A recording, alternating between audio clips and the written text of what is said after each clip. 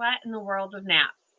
Hey, Travis County, I'm Tamara Schubert, your family consumer science educator for NMSU and Travis County Cooperative Extension. We're talking child development this month, and today we're looking at naps and hopefully answering a few questions. Although at around 18 months, toddlers typically go from 2 naps a day to one, napping is still vital to their health and their well being.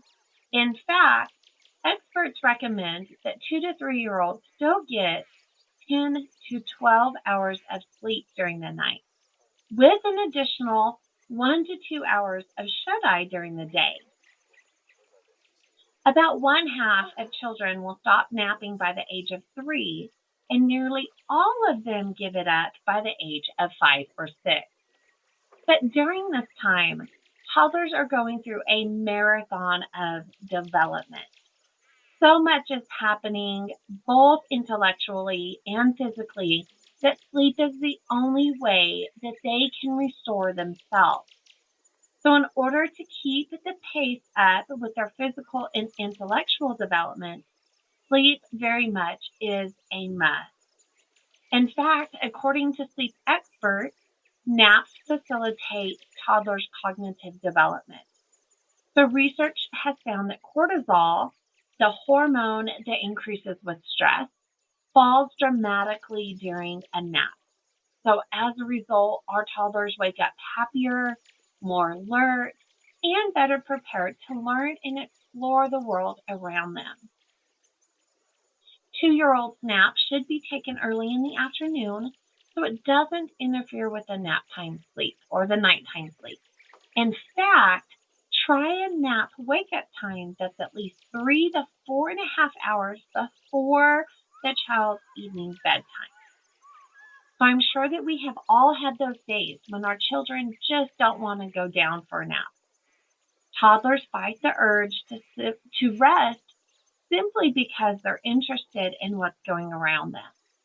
The curious toddler has so much to see and do during the day that they're afraid that if they nap, they're going to miss out on something that's very important.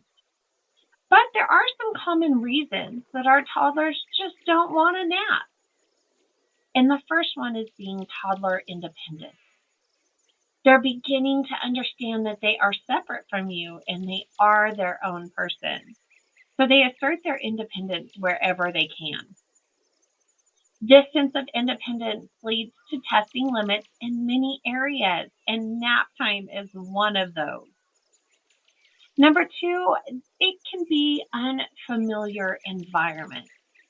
A toddler who's used to sleeping in a quiet bedroom at home may have trouble sleeping in a louder or busier childcare setting, on the road, or even at grandma and grandpa's house. There could be a body clock mismatch. So a child's circadian rhythm may not align with the scheduled nap time, making them alert and active when they're really expected to nap. Circadian rhythms are the physical, mental, and behavioral changes experienced over 24-hour cycles.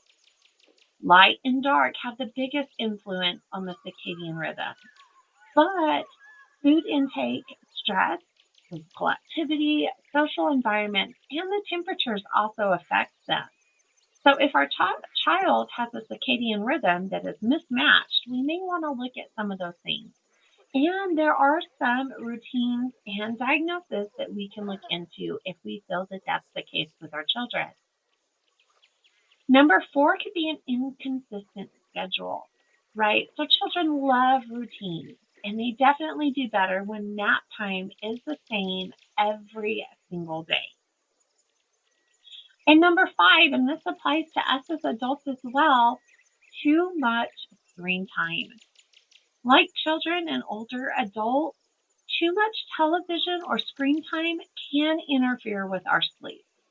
So under 2 years old, remember that 0 is the number we're looking for when it comes to screen time. If our children are 2 to 5 years old, no more than 1 hour per day. And that's with our siblings or our parents viewing it with us. If you're 5 to 17-year-olds, we're really shooting for no more than 2 hours a day, unless it has to do with our homework and our schoolwork. But if you have those little ones that are having difficulty catching some shut-eye, there are some tips and tricks to try. And the first one I have for you is to settle down at the same time and in the same place each day. Establishing a routine is so important, and it will help communicate to our children that it is time for rest. It goes back to having that routine. The other thing that can help is to read a story and settle them down in a quiet, dark room. There are so many books out there that are geared towards nap time. They give directions to the readers on the tone of voice to use, the pace to say specific words, and they really help our toddlers drift off to sleep. Keep nap time consistent each day. Goes back to that routine. Toddlers need a routine to feel safe. If children go through the same steps every day, they know what to expect and nothing comes as a surprise. And you can hope that they're more compliant when it comes to nap time.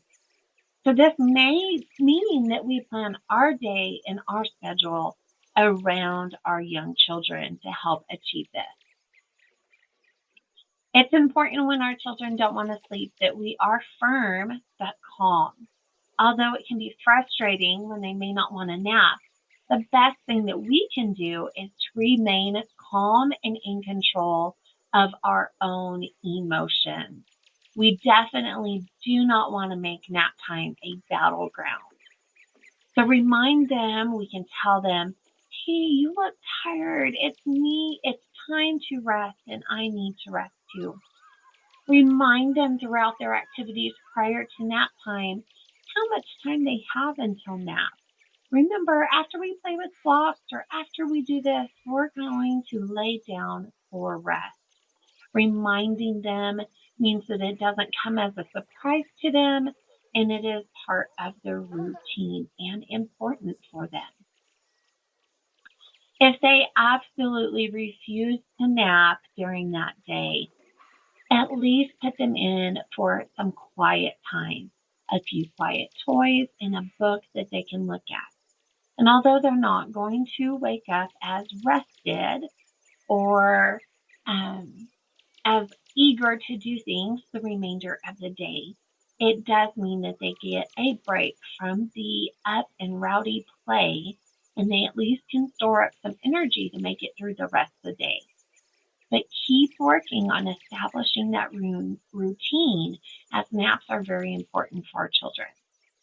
The other thing that we can try is massage therapists suggest massaging the palm of their hand and running circles. So I'm sure that all of us as adults have probably been to a massage therapist from time to time. The massage definitely, right, relieves that stress and gets us ready for bedtime. I'm probably sure some of us have taken that nap too. So massaging their hand and drawing circles, calming circles and slow circles on their palms can often help if we've got those little ones that aren't just quite ready to settle down. Happy napping. You can join us next week for more information on child development.